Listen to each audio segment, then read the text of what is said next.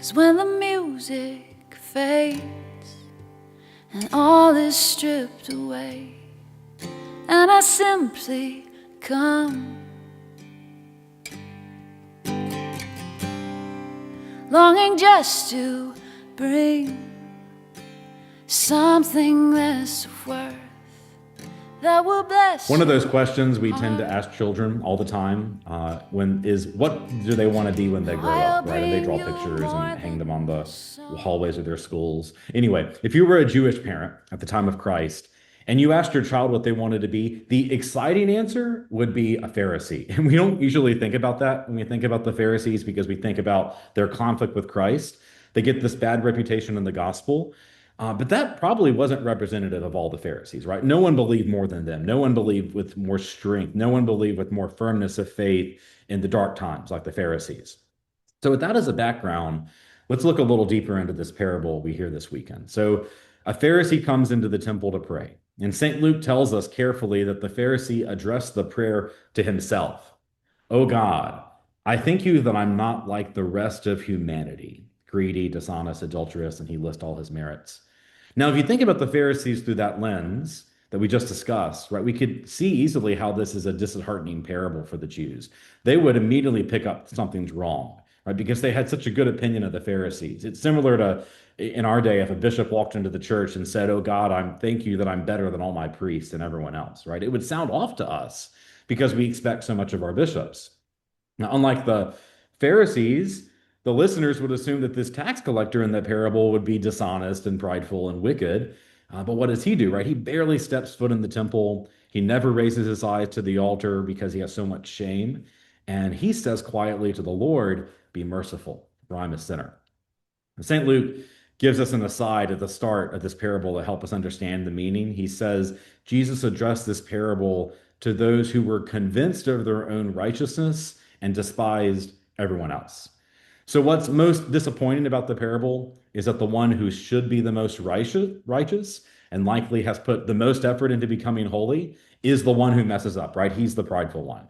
St. Thomas Aquinas tells us that pride is the most dangerous of vices because even our virtues, he says, can become a source of pride. Now, athletes we know can be prideful sometimes as well, right? Over the past few years, I've had good interaction with NFL players. I have a friend who plays for the Chiefs. I have two of my former students are in the NFL now. In a previous assignment, I was at a high school that was 5 times consecutive state champions in football, basketball, and baseball. In my current assignment, our school is 8 times consecutive state champions in cross country, right? And that's not a bad thing. I love to see the kids succeed. But I also noticed there's this culture that starts up in this environment where kids want to get noticed. And so they put all these things to coaches and social media where they're crediting themselves and they'll talk down about their opponents. And we're sort of used to that mentality in sports, right? To be honest, right? The way media coverage looks at sports is always sort of a prideful view. It's common when we think of an athlete, say an NFL player, uh, it's so common now that when they're actually a stand-up guy, they're kind, they're approachable, they're great with fans, they're humble. We start to notice that even more, right? It's countercultural. That's something that impressed me the first time I met Patrick Mahomes, right? You have this incredible athlete that sure has his ups and downs in the social life, right? But meeting him in person impressed me because Patrick saw me walking and he came up, saw my collar, shook my hand, and thanked me for being around them. That little encounter spoke to me. Drew Brees was like that when I met him in New Orleans in seminary, right? We respect athletes who stay humble. In some ways, we respect them even more when they're humble because of their status, right? Pride and judgment surface in little ways, more than big acts. But the message of the parable this weekend isn't so much about the humility of the tax collector as it is the expectation of humility that God had for the Pharisee and then the lack thereof. Now, parables are stories which Christ is telling to us. We're meant to see ourselves in the parable as so that we had this bad impression of the Pharisees, but we need to see ourselves in it, right? Who are we passing judgment on when we hear a name?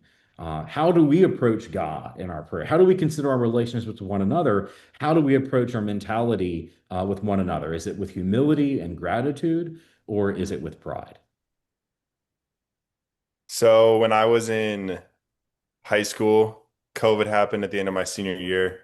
And when COVID hit, that's when things all got shut down.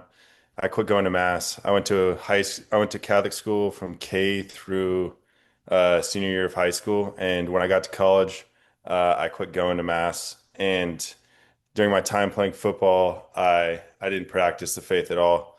Didn't even know really what the faith was. And after playing 2 years of football, I ended up quitting.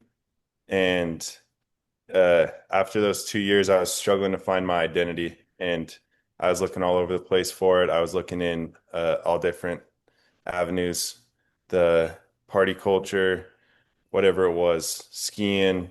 I was just trying to find my new group because I'd been a football player my entire life, and that's what my identity had been.